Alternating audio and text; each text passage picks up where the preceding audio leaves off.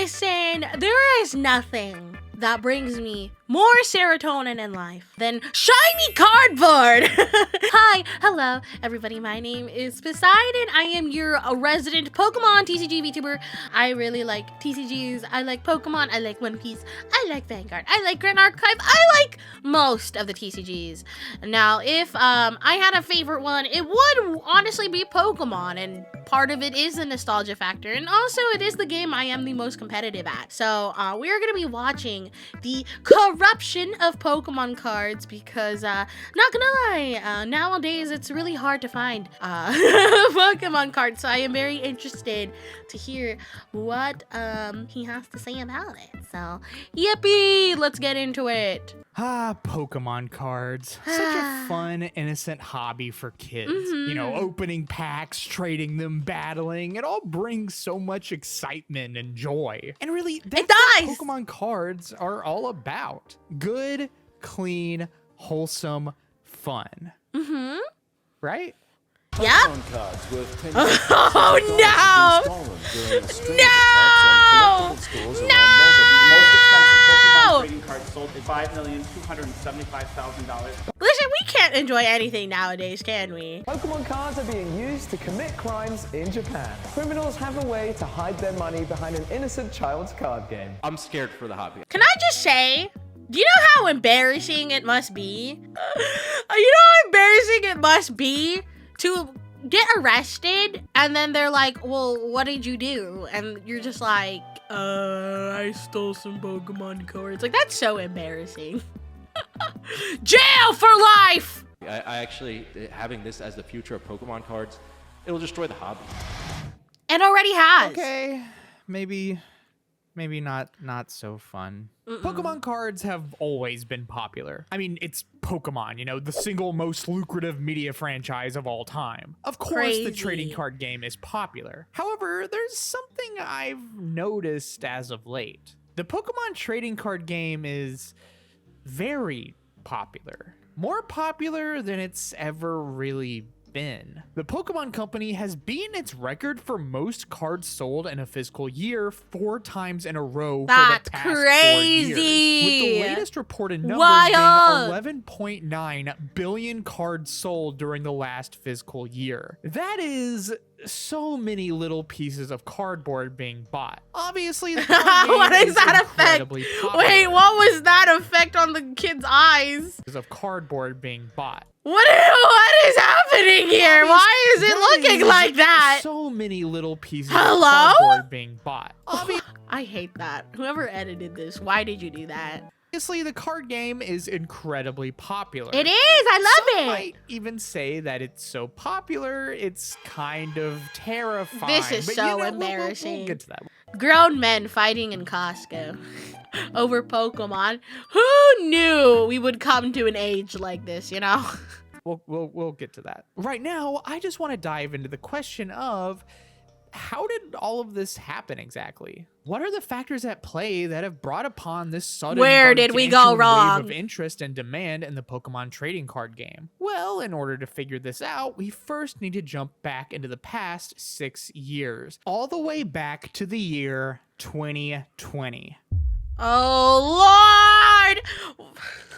Yeah, this is where it all went wrong. Because I was playing before 2020, and I felt like I could get everything I needed. I didn't have to fight anybody at the store. You know, everything was in stock. Crazy.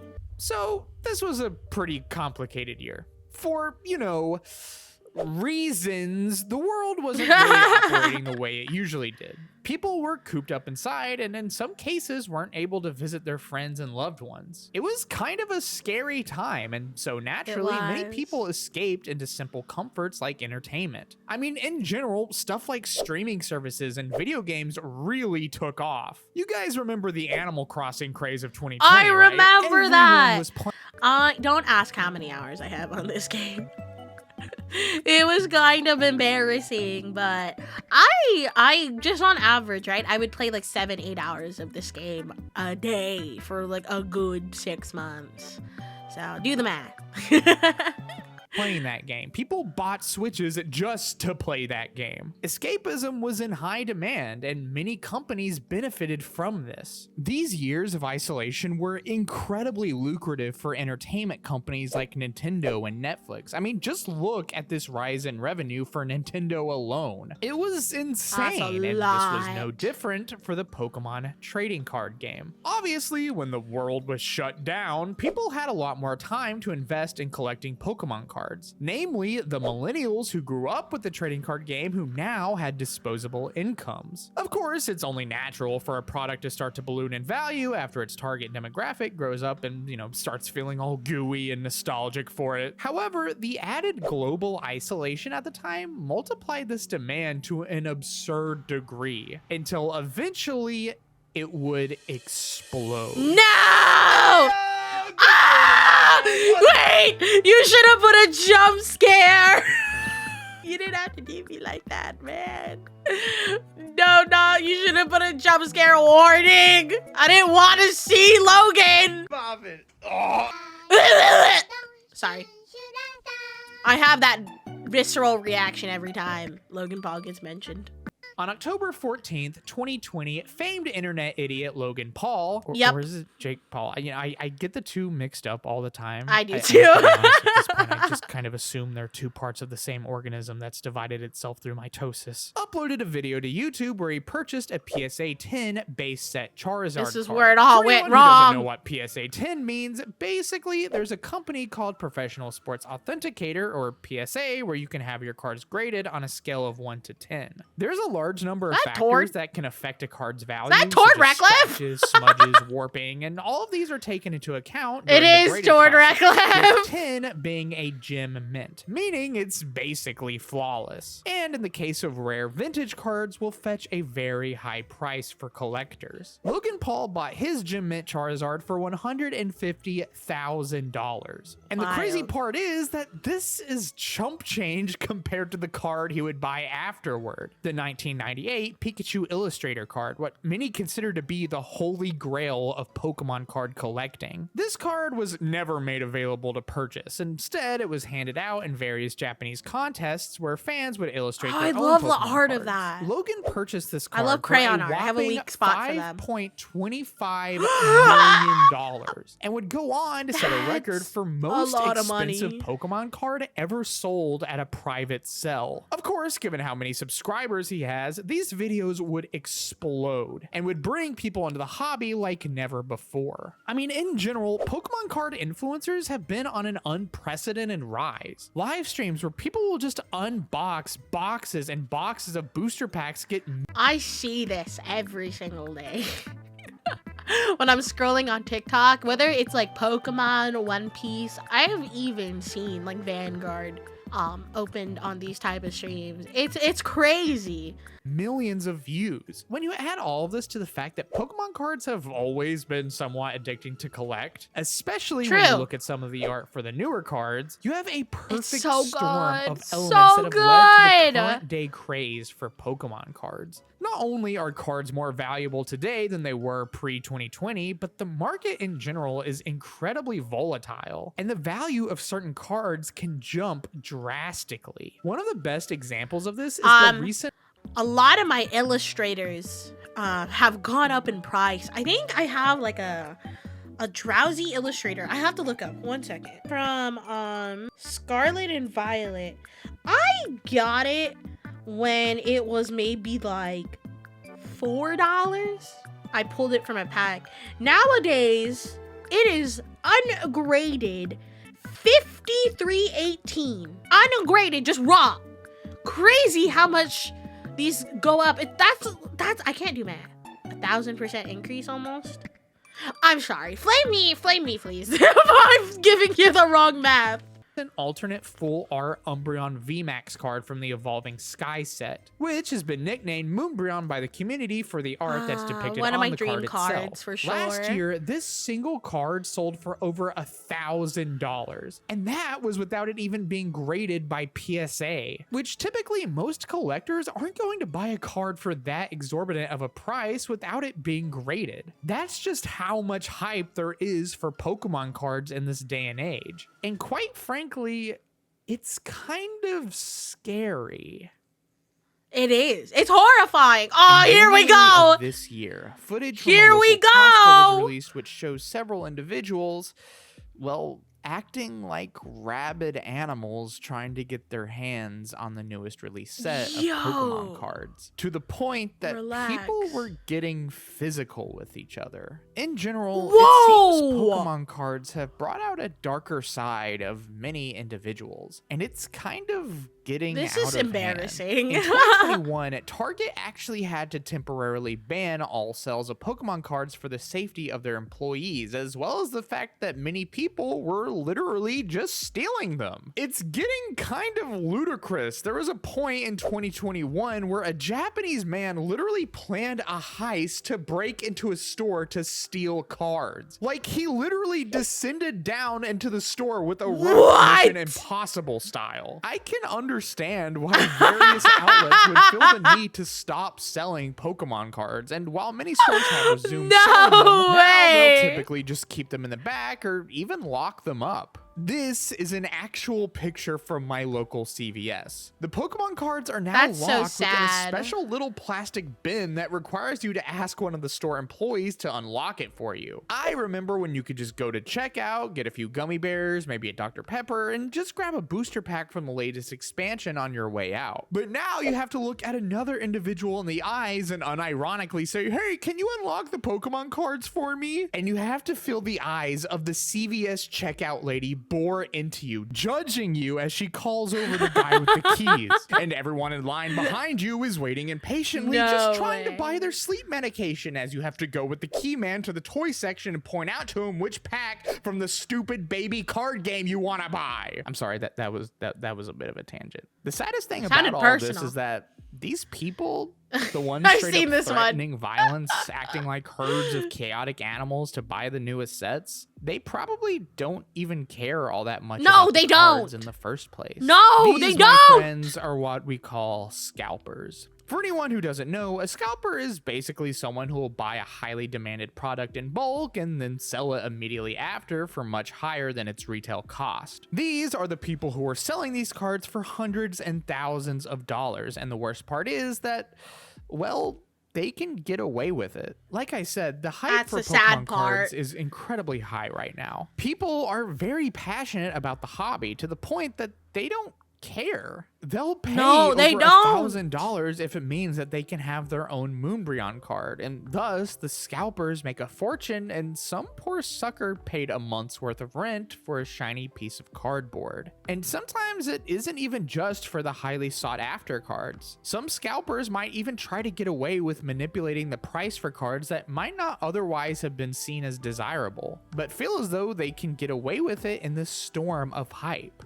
$8 Snorlax earlier today, now $15 and soon to be $20, all in a few hours later. Think about this. And if you look at this chart up here, the rise is absolutely insane. Active group buyout is on the rise. It's super easy to manipulate TCG player pricing. People are actively moving into cheaper singles for quick flips and games because sealed products are harder to flip. Stay vigilant and don't fall into market manipulation.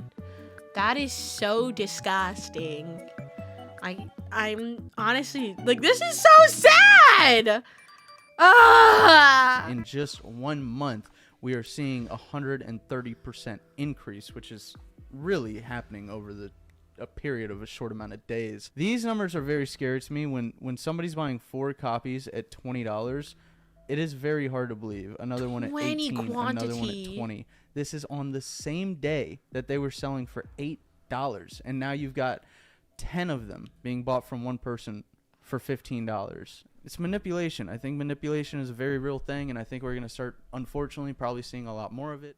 People understand that there's a demand, and they'll take advantage of it. And perhaps there's no one that knows this better than the Yakuza. The what? I'm serious. In December of last year, the head of a Japanese crime syndicate. What does the Yakuza have to do with any of this?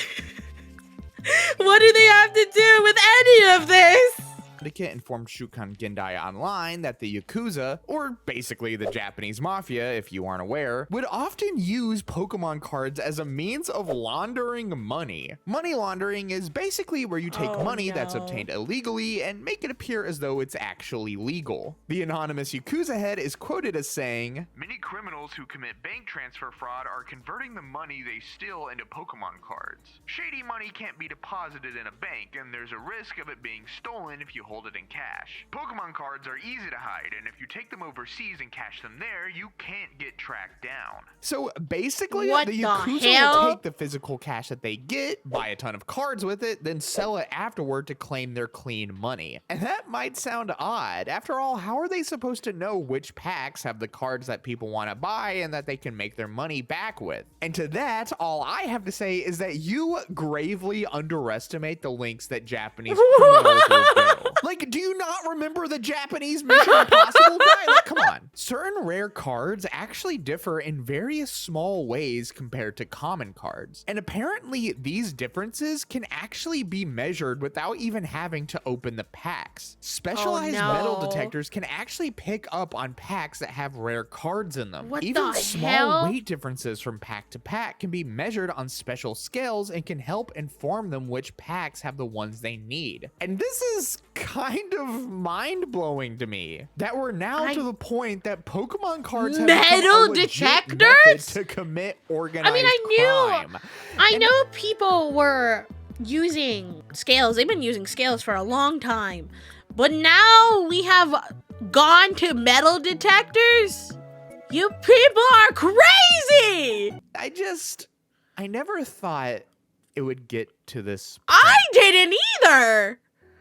This right here is my Pokemon card binder. Aww. It doesn't have every card I've ever collected, but for the most part, all the ones I love the most are here.